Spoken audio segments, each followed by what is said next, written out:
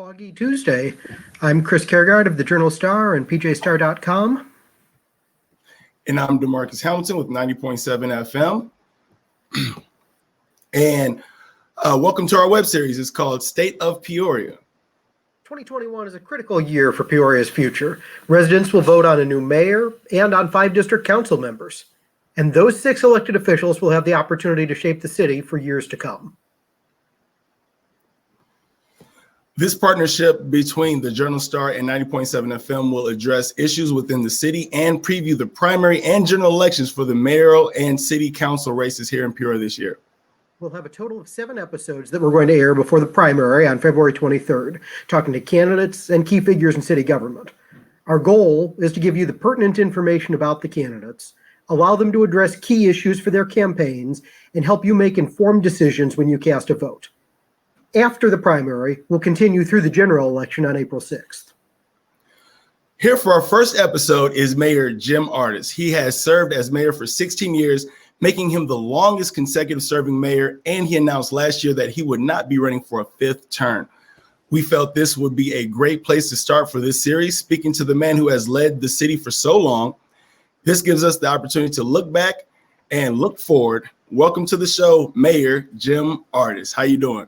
I'm doing great, DeMarcus. Thanks. Thanks, Chris. Thanks for being here. They definitely thank you for being here. How does it feel? I mean, time is winding down and everything.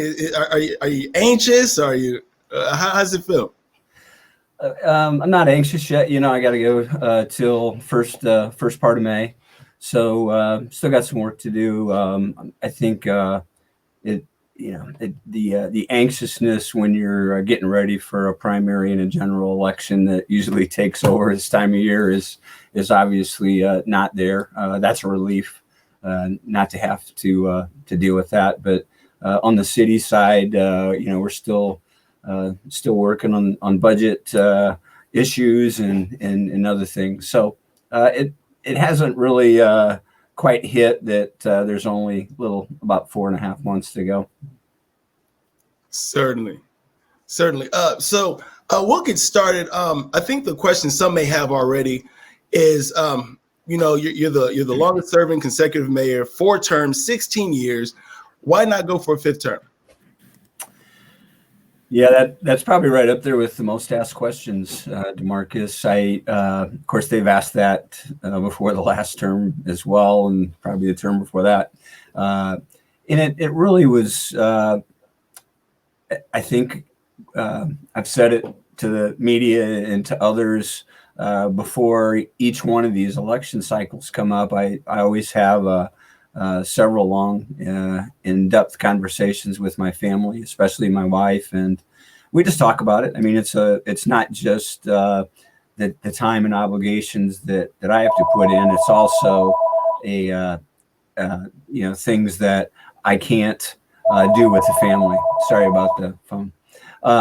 So we have a pretty long conversation about that and whether or not we want to continue to do it. Mimi's always been very supportive of me running again, which she was this time. But the decision really came up to be, 4 more years. We're both in our just turned 61. We have grandchildren now. When is it time? When is a good time to go? And we talked about it more. We prayed on it a lot. And just made a decision. We're healthy. We have kids and grandkids now, and let's let somebody else take a stab at it. Understood. And looking back, the 27 race, very contentious. Did the margin of the last election with Corey Thomas have anything to do with your decision? No, really, it didn't. I mean. There was, I think it was a little over 1,000 votes separated us. But, when I won the mayor's race the first time by about 10 points, there was a lot more people voted. The percentage wasn't a whole lot different in the last race. It just a lot less people voted. So it was still 1,000, over 1,000 votes. When you're talking, it's not cumulative voting where you're talking up to 5 votes a person. It's one person, 1 vote. 1,000 votes in a municipal election is a pretty good margin. So, when you look at the low number of people that participated in the contest, I would have thought it would have been higher, but that had absolutely nothing to do with the decision not to run again this time. Jim, I want to jump right in here and ask you to sort of frame a little bit with regard to the responsibility on running the city. The relationship between the mayor and the city manager and the council is probably critical to being able to get anything done in the city. You've served in office with multiple managers and multiple council members over the last 22 years. Talk about how that relationship between those three groups needs to work, not only for the day-to-day business of the city, but for long-term plans to be handled efficiently. Chris, you've hit like right at the foundational issue of the mayor's position and the role of the mayor, the role of the council, the role of the city manager, and how those mesh really has a lot to say about the success or lack thereof of governing the city. So from almost a rudimentary standpoint, we have a council manager form of government. So the council, including the mayor, hire a city manager. He's the one and only direct report to the city council. The manager runs the day-to-day operations of the city. He oversees all the department heads, gives direction, with input from the council on policy, but the actual day-to-day operations comes from the city manager.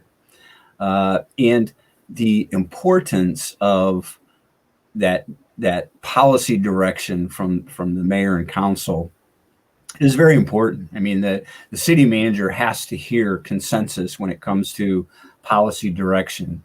He can't be getting 11 different people giving him direction on how to run the city.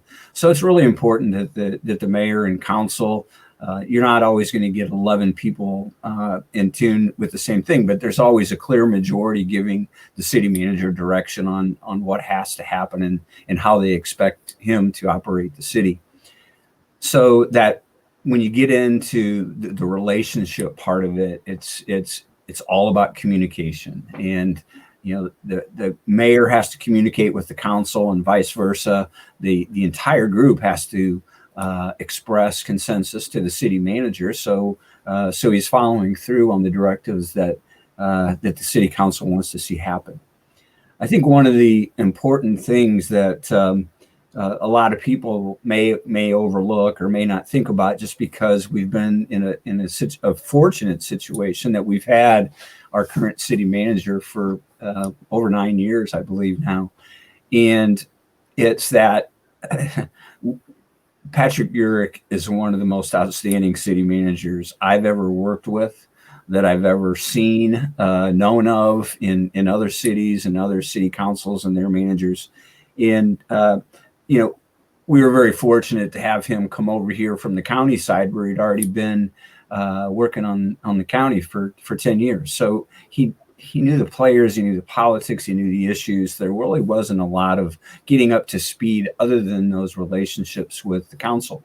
But that ability for the mayor to have conversations with the council, not live on Tuesday nights when we're mic'd up and on TV and radio, but a lot of conversations during the week and discussing issues and just the conversations that need to happen before the meetings, just to try to find out where everybody is, and then being able to have those conversations with the city manager are so important. I really sometimes think about. So I served on the city council for 6 years before I ran for mayor. I served under Bud Grease for 2 years, and I served under Dave Ransberg for 4 years. And the amount of knowledge and process and things that you learn during that time are just invaluable.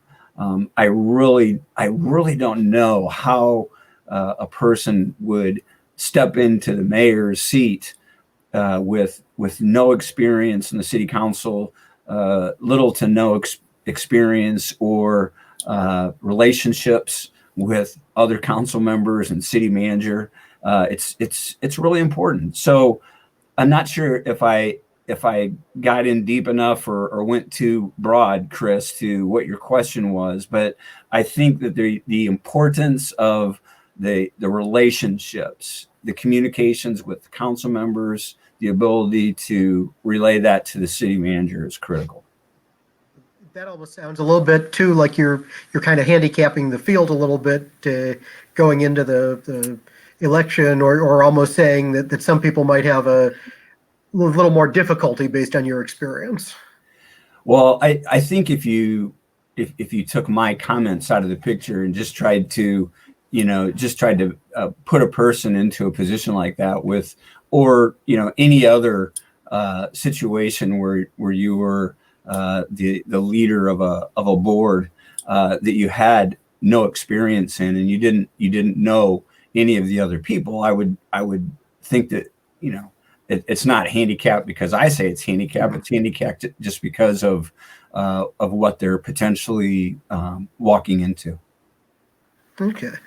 I do want to ask you a little bit too, and then hand it over to DeMarcus for the next couple of questions. Whether or not there are any other qualifications beyond that you really think that a successor in the office absolutely needs to have, based on your experience. Yeah, I think a strong working knowledge of, if possible, of the city budget and the different components of the city budget, but just if not, at least a strong understanding of how municipal budgeting works, how the process works, and how you go through the process of establishing that budget and working with the different departments into that budget. I think that's the budget comprehension, and having the ability to work with the other council members and the manager and his team to pass a budget every year is probably, without a doubt, the most important thing we do. The constituent service and all that, all those other parts of serving on the city council all happen, but without a budget providing that framework to run the city, none of it happens. So I think a good working knowledge of budgeting, a business understanding of what it takes to meet a payroll, if you will, because we have to do that. It takes $6 or $7 million a month to operate the city of Peoria. And so having a good business understanding of that, and also just because of the nature of all of the elected positions, I think it's important to have a good network and a good communication within the community, both at the neighborhood level as well as the business community, who are very important to be engaged in all of these processes. I hate to belabor the topic and beat a dead horse, but there's a lot of seeming interchangeability with the title of mayor and city manager. People sometimes confuse the duties. What would you say is the biggest misconception about the mayoral position with the governmental construct that Peoria has? Well, I think it's like we started this part of the conversation with DeMarcus, is that the city manager runs the day-to-day operations of the city. And I would say if there's one thing that the majority of people in the city would say, if they ask you who runs the city of Peoria, they'd probably say the mayor. And so clearly it's the city manager's job to run day-to-day operations of the city with policy direction from the mayor and council. Some would say in times past that you weren't as visible as some would like you to see you, and you're kind of elaborating right now that the city manager is essentially in charge. But what would you say to people that suggest that you gave the city manager too much power, too much leeway? Well, I didn't give the city manager the power. That's how the city operates. That's the form of government that the city has, and that's his job. So people that think he has too much power probably just need to better understand the form of government that we operate under. And so looking back, do you feel that you may have taken the back seat in different scenarios where you wish you might have been, as far as from a city standpoint and a citizen standpoint, people would have liked to see you a little bit more out front or coming through with a more more detailed vision for the city? Would you say there were times where you kind of wish you were more upfront? I'd probably ask for a little bit more specifics, DeMarcus, because the city council establishes they establishes our goals, and we establish a vision for where we want to see the community in the out years, and we provide direction for the city manager to accomplish that. And those things are always done. They're always out there, and it's not the mayor's vision; it's the council's vision. So. We provide that policy direction for the city manager to accomplish those goals. And, again, maybe if I had a little bit more of a specific thing that you thought I or the council took a back seat on, I'd be glad to try to answer the question more clearly. Well, and so, I mean, it comes down to, and people have been, Peoria's been on the decline for several years now, and the narrative coming from several news outlets just reminds us the condition that the city is in, and it could be on the fact that some people may not understand how city government works. But I think you would have a lot of people, or a good amount of people, that suggest that in certain times with vision and just bring the city out of the rut that it's in, it's like, where's Jim Ardis? Where's Jim Ardis? But then it could be, would you say that goes back to people not understanding how city government works with regard to the council and the relationship with the city manager, where sometimes people aren't looking at neither one of those as much as they're looking at the mayor? Well, I'm you're when you sit in this position, you always, you take the accolades along with the folks that want to criticize, and that's okay. That's part of the whole process. I think a lot of times people need to maybe take a little bit of a step back and understand the dynamics of what's happened to Peoria and a lot of almost every other community across the state. I'll say every other community across the state, driven by the decisions that have been made in Springfield. And I'm not going to sit on the show and blame everything on Springfield, but clearly the mismanagement of things in Springfield, not just recently, over decades, have really had a huge impact on Peoria, on Bloomington Normal, on Decatur, on you name it. And it's made it very difficult for us to do business and to attract a new business and the things that you need to do to be a thriving community. I tell people all the time, and I truly believe this. If you picked Peoria up, if you had the ability to pick Peoria up and put it in any of our surrounding states, put it in Wisconsin, Iowa, Missouri, Kentucky, Indiana, we would be rocking. Just the size of our community and the amenities that we have and the opportunities that we have for growth, which, and by and large now are being driven by innovation and especially the medical community.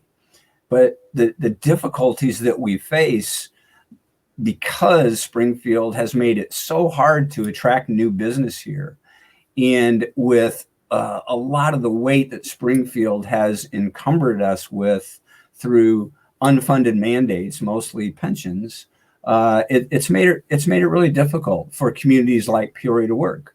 And so, I will take the criticism that Peoria has lost population as has every community in the state, of every community decent size. And I would also say that Peoria has, through a lot of positioning and a lot of hard work within the community, also positioned itself to be stronger and to come out of the economic situation we're in a lot better than many communities our size and larger. We're definitely going to get back to some of those economic development challenges and some of the successes that we've had, especially on the medical side of things, in a little while. But I want to pivot for a couple of seconds here and talk about South Peoria, which has been a particular area of concern for the city. And we see some of the challenges that are being experienced there going into other parts of the city too. 4 years ago, when you were running, we talked about the challenges there, and you mentioned at the time that the city had put close to 25% of its resources into South Peoria over the last number of years, going into 2017, as part of that effort to try to help lift many of the residents in the area there out of poverty. Now, this is kind of a three-part question, so tackle it piece by piece if you like, but I'm not sure that a large number of residents there would necessarily say that from the beginning of that 7 or 8 years ago all the way till now, they've seen a lot of substantial difference. So talk about what some of those resources and efforts are that the city has been putting into South Peoria over that time, what you think some of those successes that we've been able to see over that time are, and what things haven't worked that we either need to rethink or try differently going forward. Okay. Well, we have put huge financial resources into the South Side. A lot of those things in the way of infrastructure aren't as noticeable to people as visual, what I'd call visual blight. There's still a lot of neighborhoods that have significant blight. We have been constrained by funding sources to do some of the demolitions that we need to do. And that continues to be a challenge for us to come up with the financial resources to do that. But from a planning perspective, we've got a new corridor along MacArthur that's going to see significant investment in new growth, both residentially and commercially. We're putting a lot of money into the reconstruction of Western Avenue, which is in desperate need of upkeep. We've also allocated resources for the interior of some of the neighborhoods when it comes to sidewalks and so on. Sometimes people forget that the downtown and warehouse district is part of the first district. And so a lot of the resources over the years that have been spent on infrastructure and attracting new business into that area has also benefited, the South Side as well.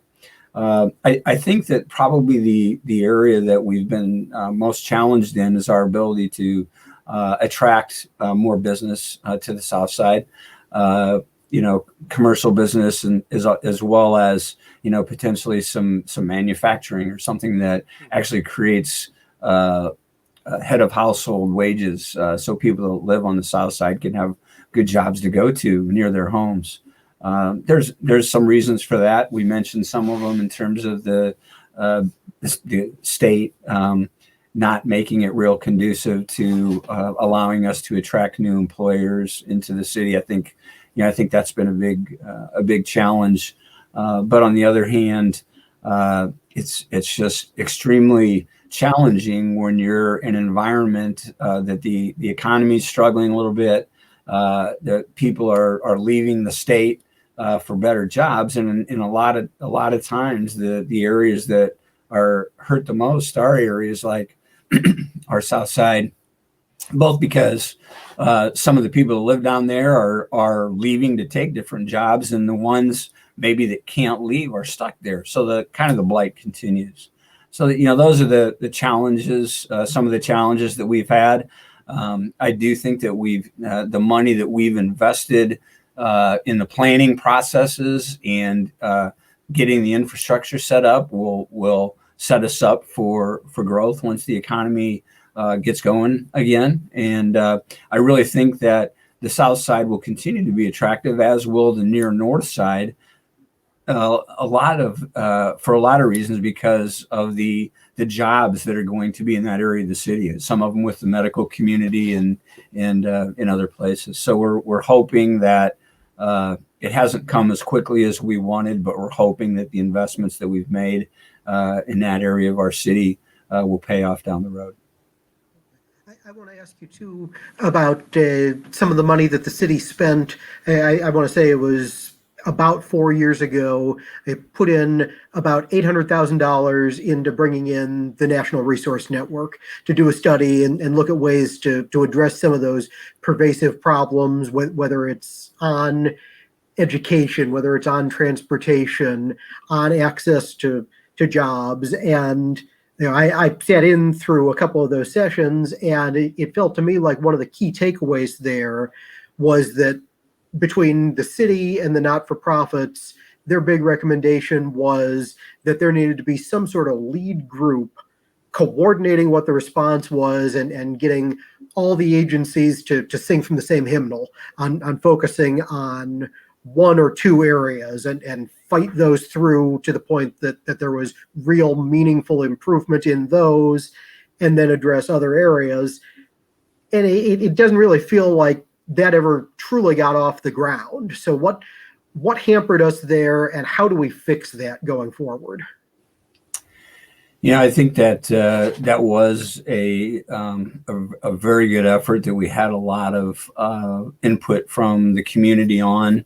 I think, and it's not an excuse, it's reality, Chris, is that so many times we get in these situations where we're really focused on a specific area and it's all hands on deck, and we kind of come in and we discuss it, and we get a lot of participation from a lot of the different groups that are vested in good conclusions to these things, and people take pieces of it and they go and this gets started, and then at least from the city standpoint, we're off to the next fire, for lack of a better word.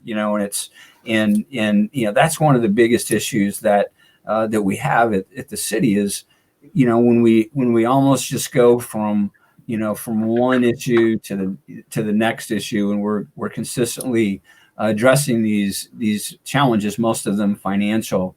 It gets really hard to just stay focused in one of those areas. So maybe to answer your question, maybe going forward, if we not just have those really good community discussions like we did, but maybe we do a better job at assigning responsibilities. What are the takeaways? Who's going to be responsible for them? And then actually, following up and establishing better accountability on those things would probably lead to better success.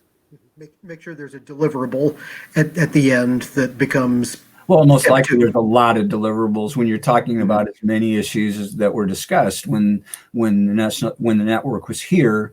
There were a lot of different areas, and so I think that again, going back and hindsight being what it is, just having more accountability, more who's responsible for what within what time frame will report back to the group. And when you're doing that, when everybody's being held accountable, you probably have a much likelier chance for success. I want to dial back real quick. You mentioned bringing manufacturing jobs, or just the ground isn't fertile, given that that Peoria is in the state of Illinois when it comes to jobs. But in a Maryland debate back in 2017, you said that Peoria doesn't necessarily need any new businesses to relocate to Peoria. We just need to build up the small businesses that we have currently, and that should suffice. Do you still feel that's the case? Well, I certainly think that the first priority we have to have is on the businesses that are here, that have made the investment here, and that want to stay here. We have to make sure that we're taking care of those folks. If they need to grow, if they need assistance, not necessarily money, maybe they just, they need assistance from the city in getting people that are trained. Maybe they need welders. Maybe they need people that understand computer-aided design and so on. What can we do to provide that to the existing businesses that are already here? And I'd say in many cases, you always need to grow. I mean, if you don't grow, you're gonna die on the vine. But I do think that we need to give a strong priority to the people that have been here and that are trying to survive and make a living and grow. With that said, we definitely have to put a lot of emphasis on trying to attract new employers here. The cold hard reality is that everybody would like another Caterpillar or Komatsu or G&D trucking or any of those businesses that employ a lot of people at decent wages.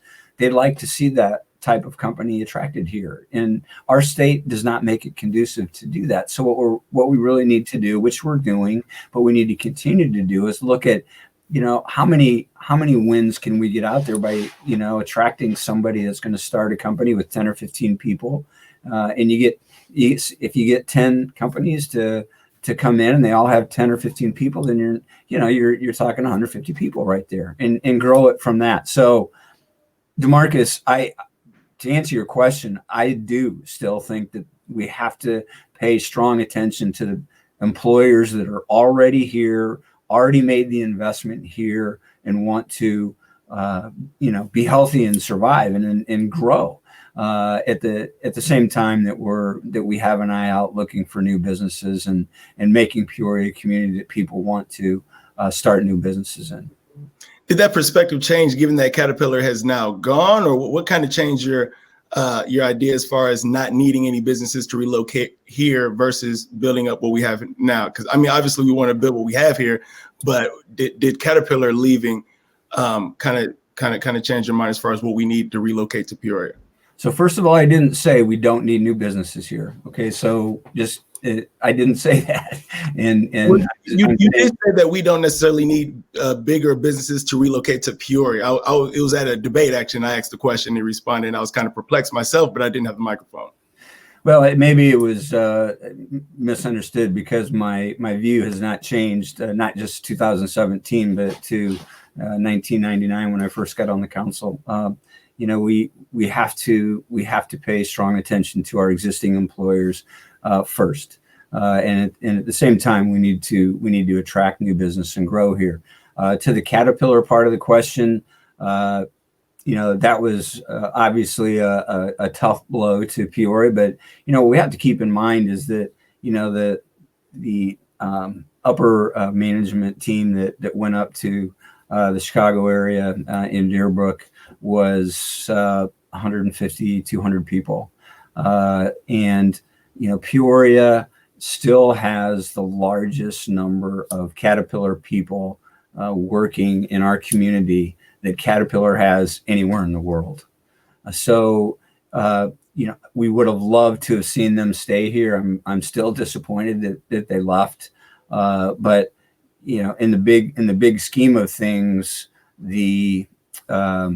I don't know what the exact number, if it's 10 or 12,000 people in the area that still are employed by Caterpillar. That would certainly be preferred to losing 150 people. So I think that if there's an upside to Caterpillar leaving, it's our community has refocused. Not that we were totally reliant on Caterpillar at that time, because Caterpillar's slowly been moving, especially a lot of the manufacturing jobs, out of the state for years. It's done a good job of helping us focus on other areas that may have more stability during times that the economy is down, and just diversify our workforce more. So I think in the end we wish they were still here. We wish they'd come back, but in the end, we still have a lot of good, hardworking Caterpillar people in our community that contribute a lot of money and stability to our community, and we're also focused on other areas that can weather the storm in the economy perhaps better than that focus on heavy global mining equipment. I want to stay on Caterpillar real quick, and I got like a 3-part question, so bear with me and stay with me. Looking back, is there something that the city of Peoria or the council, whatever, could have done to keep Caterpillar here Secondly, is there a lesson or a key takeaway that the city should have with Cat leaving Peoria? And thirdly, do you think Peoria overinvested in the promise of Caterpillar for the future? So You can go one at a time. I can recap. I don't know that there's anything that the city council, or anyone could have done to keep Caterpillar here. It was a lot of it was a timing issue with new leadership. We had many years of chair CEOs who were very loyal to the Caterpillar history in Peoria, as witnessed by the fact that there was many millions of dollars spent on studies, and a decision was made to spend close to $1 billion with a B to build their new world headquarters here, and that that was outstanding. Everybody's really excited, but when a change of leadership happens and you get different input from your board of directors, that things like that happen. So I don't think that was anything that had to do with the city of Peoria per se. I think it was a leadership decision and a board decision that they thought that the Caterpillar World Headquarters should be in a different geographic location. So that's my opinion. As far as learning anything from that, we had and continue to have good relationships with the C-level folks at Caterpillar. I don't know that those relationships could have been better to the point that we could have had a discussion about changing that decision to move their world headquarters. I don't know that Caterpillar's world headquarters is going to be in Deerfield for the next 5 years or 50 years. People that are in a position to speculate on that would probably say not. That it probably won't be in the state of Illinois at all, but who knows on that one. In terms of the third question, Marcus, I think was something about rethinking the city's investment or in Caterpillar. I'm not exactly. Maybe refresh me on what the third question was there. Oh no, you're good. The question was, did Peoria? Some would say Peoria overinvested in the promise of Caterpillar for the future, given that Caterpillar's here and employs, like you mentioned, 10 to 12,000 people. We're good to go. Them OSF, we're good to go, and we don't really need to think about anything else regarding the future as long as Caterpillar stays here. So do you think we overinvested in the thought of Caterpillar for the future? No, I don't. I think that I don't think it was a situation where we ever overinvested. I also don't think it was a situation where we took that relationship for granted. I really think at the end of the day that from discussions I've had and things that I've read in the media on that decision that the board made was Caterpillar. The Caterpillar board wanted to be in a different area that they felt would serve their company better, and that wasn't Peoria. And I don't know that there was anything that we did or didn't do that could have changed that desire for the board to move. Going back a couple of questions to the discussion about growing small business here, I was interested in your answer there about maybe finding other ways that the city or the region can help businesses, helping them have more qualified employee applicants to fill the needs that they have and issues like that. Because it almost feels as though maybe there's been a change in the approach that City Hall might take or might have taken in some of our economic development effort recently. And I look to some of the approaches in the past, whether it's on the Cub Foods development and the creation of the TIF there, or even on the city investment with hard dollars in the Pere Marquette and trying to save the existence of that hotel downtown, compared to the notion of trying to help grow more qualified workers here, or with OSF and moving its headquarters downtown, and full disclosure, you're an OSF Foundation employee now for our listeners and viewers. But, with bringing OSF downtown, there weren't economic incentives there. There were discussions on the use of city-owned parking facilities and things like that for employees, rather than either cash on the barrelhead or creating a favorable tax incentive. Have we learned how to do economic development in a different way to try to do what we want? I think everybody's, Chris, got probably a little bit different take on economic development and what's appropriate, what's not appropriate, what's the best way to spend limited resources. I think over the years, TIF is that dirty three-letter word that a lot of people don't have a great comprehension of, and there could be a pretty decent debate on the different projects that utilize TIF on whether or not they would equate to success or not. I do think that, we have to continue to look at different ways to do things. Economic, development isn't the same as it was 10 or 20 years ago. But you have to also keep in mind that we're limited by the number of tools in our toolbox. There aren't that many tools that we can use to our advantage. And so, if we can't use TIF and we can't use enterprise zone, which is similar to TIF, but it's another, potential incentive. What are we going to do to incentivize new jobs into the community?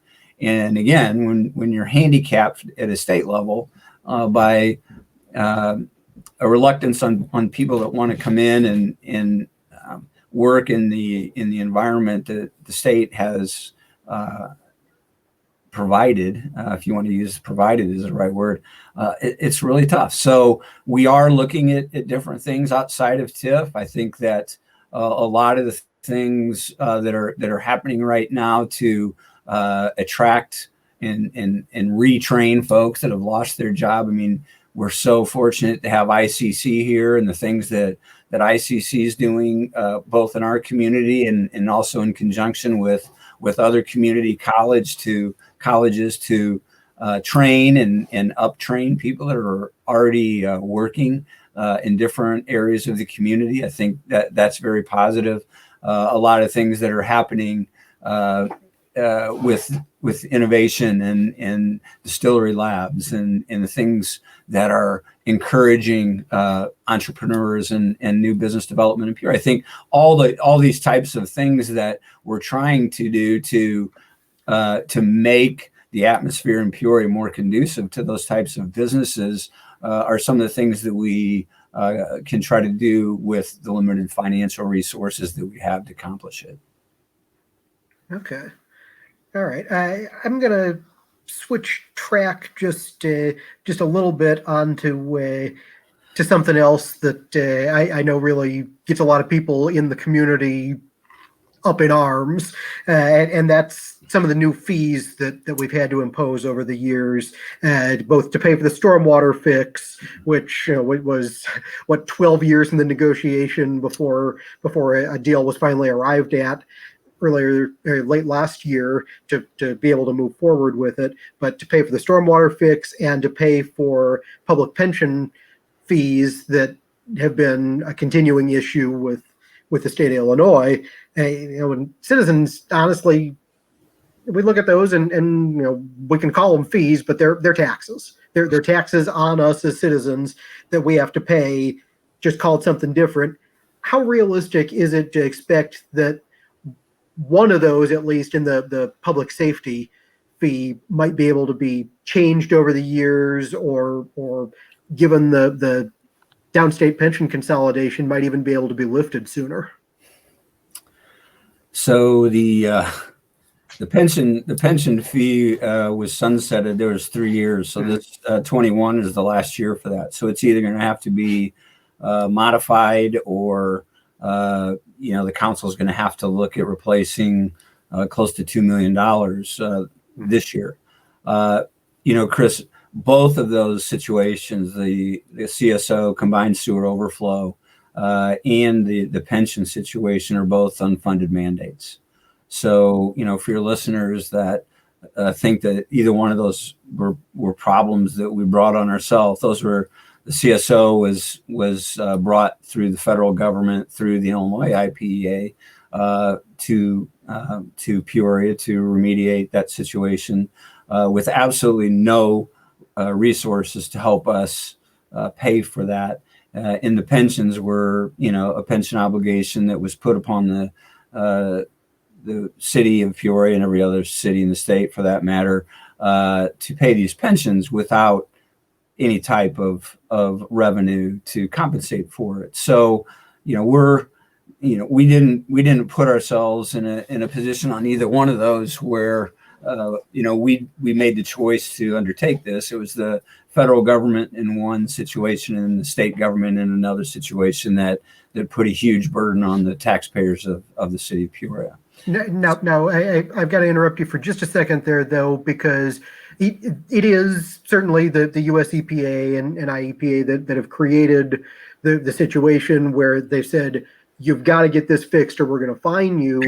But it's also been 40 years that we've known that this situation has got to be dealt with. And certainly, you can't be held responsible for what councils did in the late 1970s.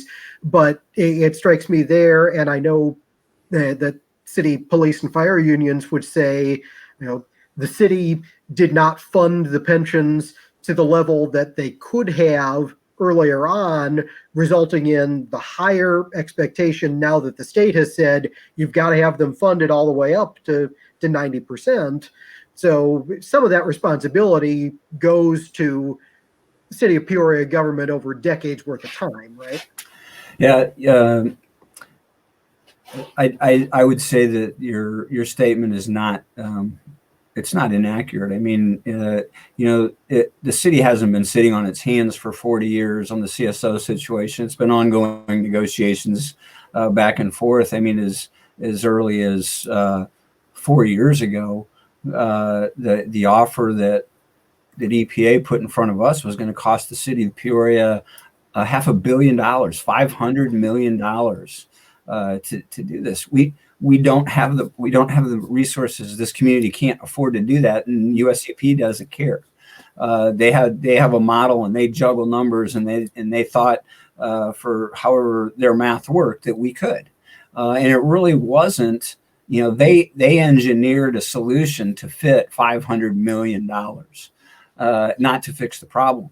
We ended up in the end of this thing coming up with an engineered solution that provided 100% green solution that's only going to end up costing the city a quarter of what that original price tag was. So, and it's not just the last 4 years; it's been like that forever. And keep in mind, every 4 years, a federal administration changes, new people come in.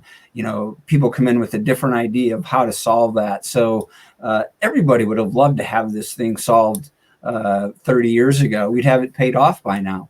But it's part of the downside to working with the bureaucracies that make up the state and federal government, is you just can't get anything done quickly, and you also can't get anything done economically, which I think we did accomplish that, and we did it very well. It's going to create jobs.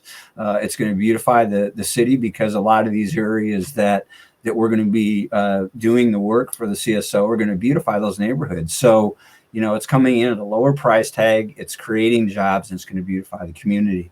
The pension issue is we've always the city has always paid what the actuaries said that we needed to pay to cover those years. A lot of the situations that you get in, just because the pension investments are all driven by the stock market, it's the same reason that when you go through those cycles, that your savings you have tied into the stock market when you lose money. That's what happened on a mega scale, every few years with the pensions. So that's been a big part of the reason too. I mean, there's plenty of, if you want to use the word blame, there's plenty of blame for why the pensions aren't 100% funded right now. Excuse me. But at the end of the day, a lot of the problem is this unbelievable burden that was placed on communities by the state with no way to get any help from the state to fund those pensions. If you're just now tuning in, this is State of Peoria with Mayor Jim Ardis, myself, and Chris Kiergaard. This is a 7-part series, may even be longer, who knows? So we appreciate you tuning in. Also, keep in mind, if you have any questions, please drop them in the comments because we're going to pick those up here shortly. Now, of course, there's plenty of blame to go around for the state in Springfield. In any city, any county you can go, I'm sure they have a complaint. But how much blame can we throw on the state here in Peoria, given that we're sitting on the same highway as East Peoria, Bloomington, and Champaign, and they don't seem to be doing as bad? Well, I guess I'd need a little bit more information in terms of not doing quite as bad. Marcus, can you be more specific, or is it just that's how it feels? Well, A, that is how it feels, but B, they're not making these lists, namely the 24/7 list, and I want to bring that up with you in here as a follow-up. But then just in general, when we're talking about population decline, we got on the list for one of the fastest declining mid-sized cities in America. So when we talk about these type of news articles that comes out, we seem to be the only city sitting on I-74 that kind of gets hit with this. And then, of course, when you just look at East Peoria in the last couple of years, again, it just seems to be different.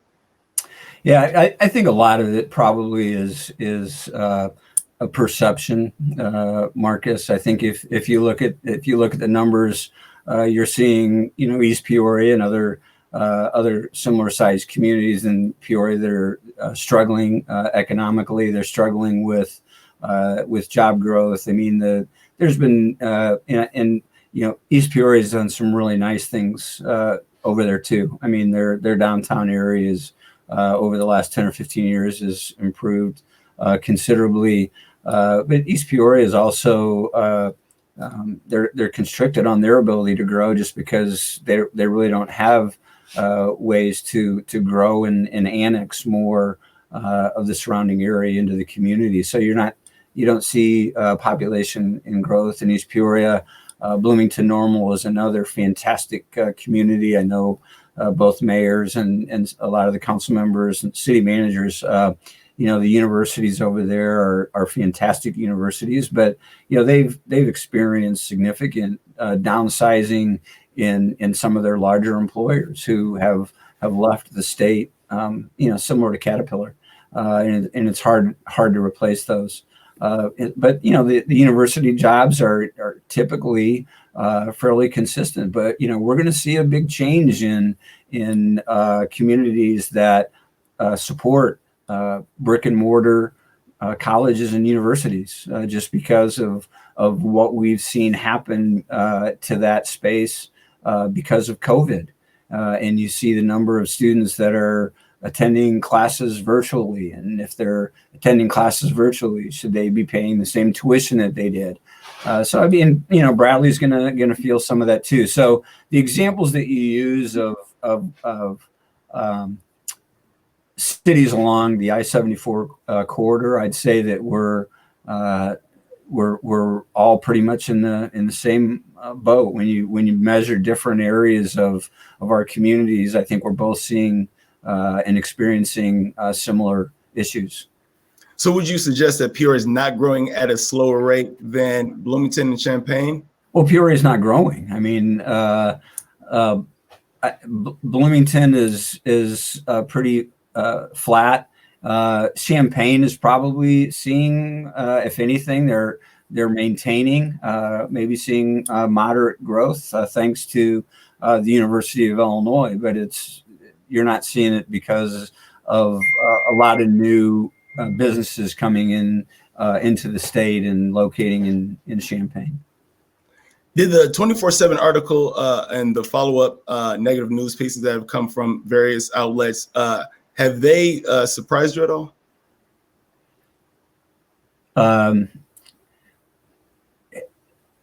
I'm not sure if I exactly understand the question. Are you talking about when it first came out several years ago? Yeah, when it first came out, well, we made the list back to back as being one of the worst cities in America for Blacks. And then we also, within the last 6 months or so, made a list for being one of the fastest shrinking mid-sized cities in America. Did any of those news articles catch you off guard? Yeah, I mean, the 24/7 did. That generated a lot of discussion within the community. It's interesting to note that, we to this day we still have not been able to totally understand how they made that determination and what metrics they use to determine that. But the city has done a lot of work in that regard. We've put a lot of focus in on it, and I think in the long run, we'll be better for it. It did surprise me when the article came out. One of the fastest growing or the fastest losing population communities in the country. I think I missed that one, so you have to send that one over to me. Sure thing. Thank you.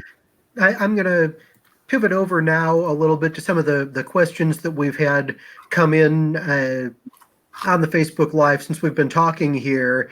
And I'm going to start to go through a couple of those. And then if DeMarcus wants to join in with a few after my first couple, I'm going to start with one that Sherry Cannon dropped in there. And she notes that, and I'm reading it, the wrap on City of Peoria is when you go to City Hall, you're asked, what do you want?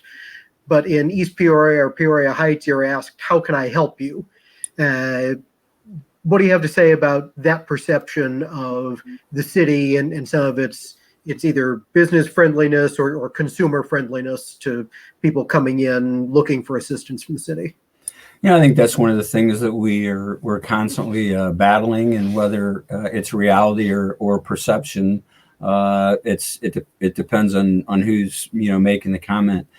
We certainly hear a lot more about people that would claim that the community is really hard to do business in, but I can tell you that on a regular and reoccurring basis, we have a lot of feedback from people that come into the community to do business, or people that are working in different areas that really appreciate the city's input, the city's help, the proactive way that some of our inspectors and the one-stop shop and so on that we've put in place makes the process smoother. So you're never going to be perfect at that. I certainly think that we have a lot of room for improvement on that too. But I also think that a lot of times people hear the negative occasions of people that had bad experiences versus the people that work with the different departments in the city and have good experience.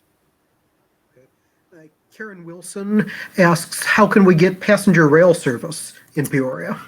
Yeah, that's one. Boy, I tell you what, if you talked about one of the things that we really worked hard on, that I really wanted to try to accomplish from the mayor's seat, that was one. And we spent a lot of time working with our congressional delegation. Most of the funding that comes to Amtrak in communities that have passenger rail is federally subsidized. So it's really, really hard to get that money. At one point in time, the figure was about $1 million a mile to get the land acquisition and the engineering and the actual capital investment to put rail in to get service to Chicago. So at the end of the day, I think it came down to a combination of not because we didn't want it. It was because there was no money for it. And what we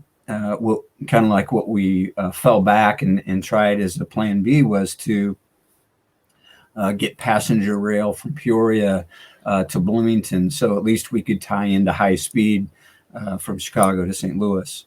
And again, it was a real challenge on the funding, and Department of Transportation was skeptical on whether or not there would be the right volume of passengers to make it work financially.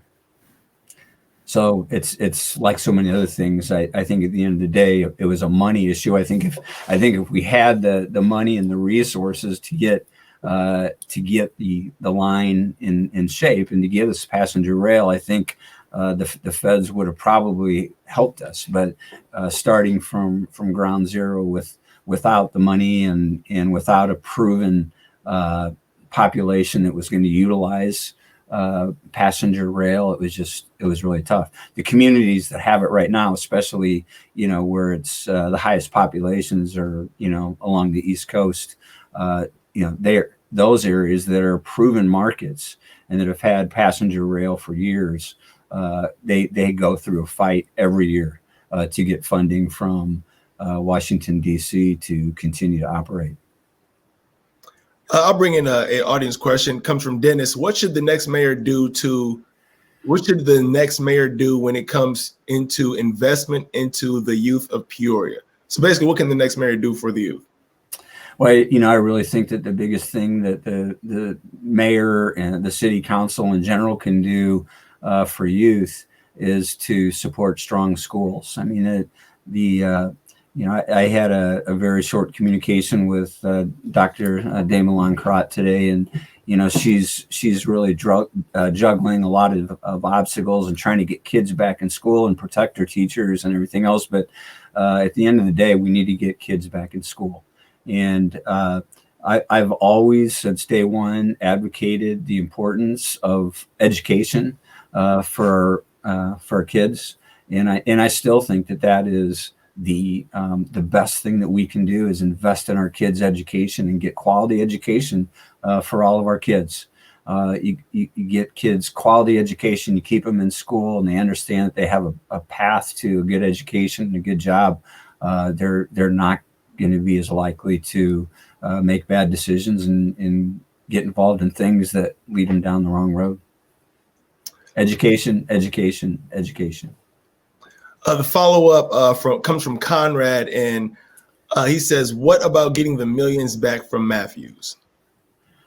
Well, that's a situation that is going to be resolved in some way through the court system, and we hope that happens. Oh, Chris, you can shoot. Okay. I'm scrolling right through here to take a look. Cece has a follow-up on your answer on addressing the issues raised in the 24/7 Wall Street report, and noting the work that the city has done, and wants a little bit more specifics in terms of what the city has done to address many of those concerns.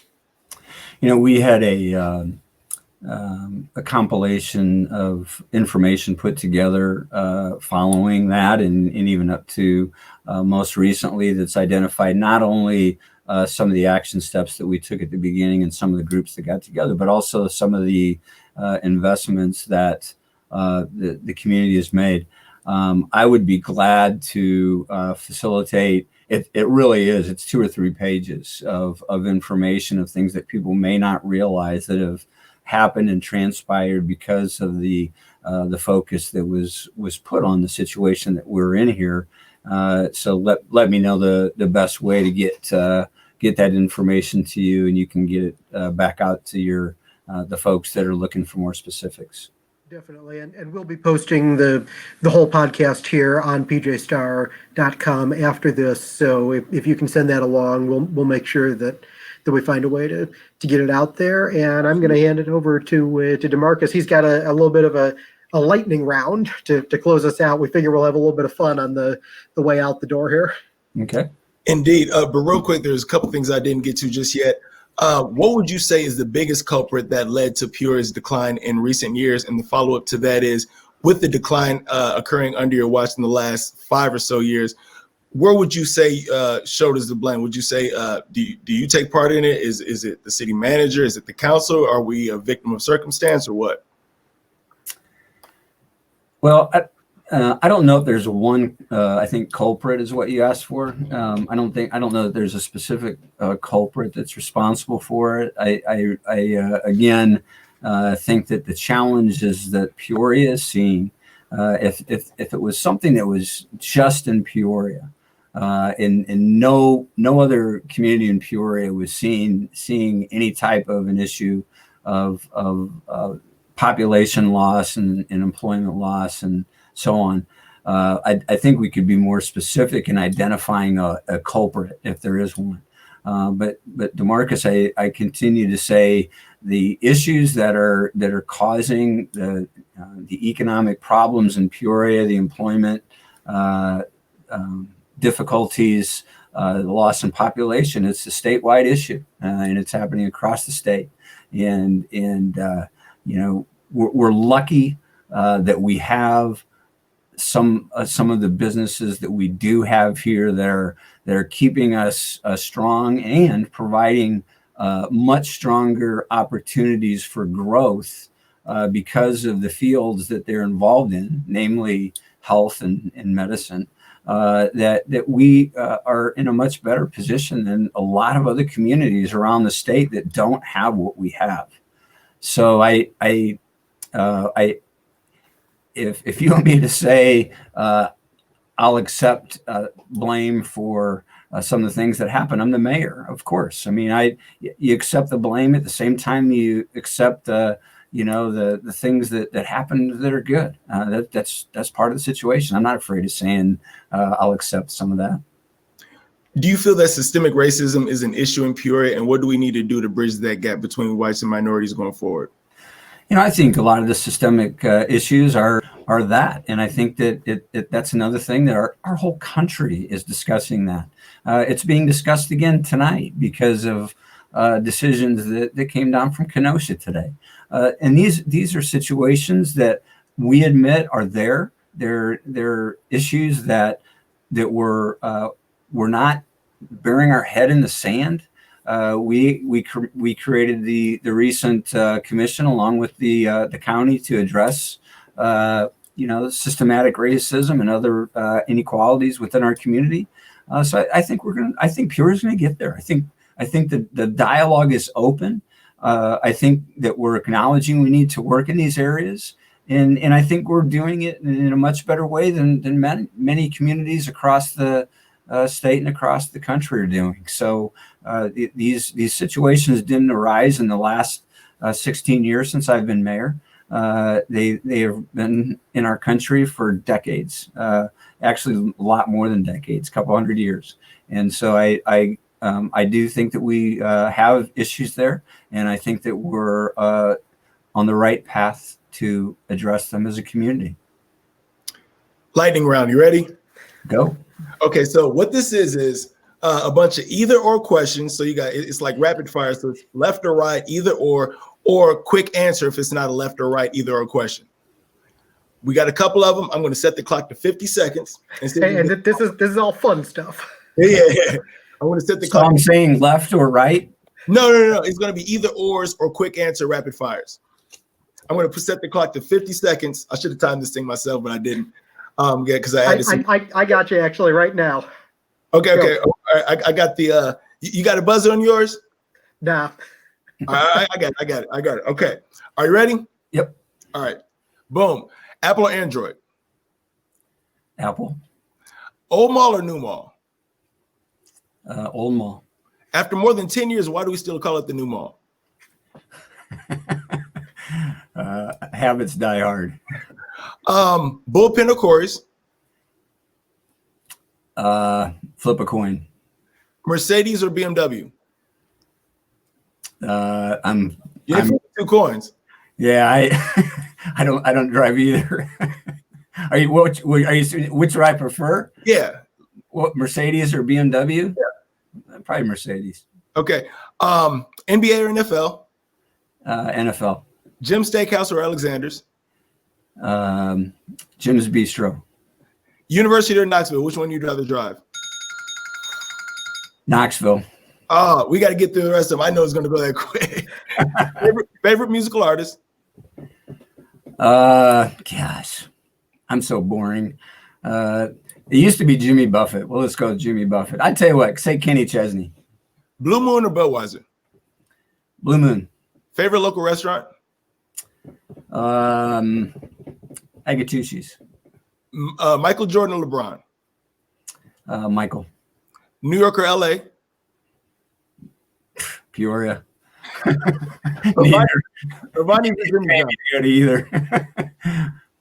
Avani's or Jimmy John's? Vonnie's. Red or blue? Red. Math or science? Science. Twitter or Facebook? Gosh, I don't do either one of those either. Yeah, I don't have any experience in either. Say Facebook. Favorite movie? Lonesome Dove. Rumburgers or Heralds? Rumburgers. Favorite basketball player out of Peoria? Well, Sean Livingston with Marcellus right behind. Okay. And what grade would you give yourself as mayor for the 16-year tenure? Oh, I'd like to say C+. That concludes the lightning round. I should look next time, a minute and a half. I promise you. I'll give you a minute and a half. Okay. Okay. And Jim, to close it out on a little more serious note, when we were getting ready for the start of this, we were talking and you said you weren't really a big legacy guy, but I do want to give you the chance as we close out here to talk a little bit about, 3 or 4 things that you really look back on as successes or accomplishments as mayor, and a couple 3 things that maybe you regret or might do differently if you had the chance. Yeah, it really is kind of. I don't keep like this running chart of the pluses and the minuses. They all kind of have a tendency to level each other out. I think a lot of the things that we've done in the warehouse district have been very good for our community.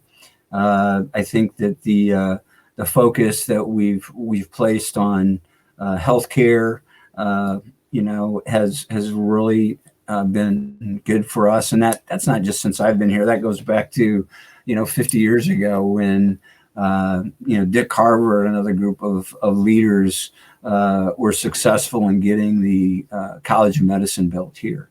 But just think of how big that decision was back then on where we are right now and how positioned we are in the healthcare space. I think that I'd have to say, believe it or not, the Pure Marquette was something that was really really hard. But I think as we go forward and the economy comes back, having a quality 4-star connected hotel to our civic center is gonna really be a benefit to us. And so it didn't work out exactly like we wanted. But if that had went dark or had turned into a Super 8 or something else, I think we'd really be struggling with the heart of our downtown. We talked about a little bit about the passenger rail. I think that's one that we really put a lot of effort into that we weren't successful on. I really wish we could have gotten done more in that regard, but we didn't. There was some other transportation related initiatives that never really got a lot going with, we would have liked to seen some more dredging on the Illinois River and getting that the Illinois River in better shape. But again, that's a big federal money pot that wasn't available. There's a lot of things. I think the kind of going back to one of Marcus's earlier questions about investing in our kids, which are our most valuable resource, and they're our future leaders. They're the ones that are going to take our community forward. I think is that focus on education, and I think Peoria Promise will be one of those areas that really showed the commitment of our community towards kids into making sure that they had and have an opportunity to get a good education. Those are just a few. All right. Excellent. Well, thank you very much, Jim Ardis. Next week, we will be doing our second live stream. We're moving to Wednesday nights starting at 6:30, so we don't interfere with the city council meeting next week. Next week's guest is going to be Patrick Urick. Chris, you forgot to ask about endorsements. I will endorse you guys. This was a great show. All right. You want to make news and tell us if you're endorsing anybody for mayor? Well, I don't know if it'll be news or not. I've endorsed and will be endorsing Sid Ruckriegel. Sid's got the time on the council. He's got the business experience. He's got the connections within the community and the connections with the city council that we talked about at the beginning of the show. And I think this is definitely one of those challenges that experience is going to be everything. At the time that we're in right now, the challenges that Peoria faces, the challenge that the state faces, it's not a time for on-the-job training. So I really do look forward to the conversations by all the candidates. A lot of people have, strong things to offer. Some have more vision than they do experience, but that's all good to hear. And at the end of the day, that's what this is all about. It's everybody having an opportunity to talk to our fellow citizens in Peoria and help them understand why they think they can be the best leader. And I'm one vote, and I do think that it's imperative that we have strong leadership, good business experience, and an understanding of how the city council works. I think it's really important. This wouldn't be the mayor's race to get on the job training for the next 4 years. You asked for it, you got it. Well, thank you very much. And we will be, we hope, interviewing all of the candidates on here in the coming weeks as well, and putting them in the hot seat. But we'd still encourage everybody, pay attention to all the forums you possibly can. Get your questions out there for all the candidates. We want this to be a competitive race. We want it to be an informed race, and we want people to be able to make good decisions for the future of our city. I don't know what you guys could do a little bit of research and find out what the highest percentage of registered voters, but that would be outstanding if one of the goals for this race was to have the highest percentage of registered voters participate in the process. It would help the council going in knowing that they were elected by the largest amount of registered voters in the history of Peoria voting. That would be very good. Hard to disagree with that. Absolutely. Thank you very much. We appreciate it. Thanks, guys. Have a good night. You too.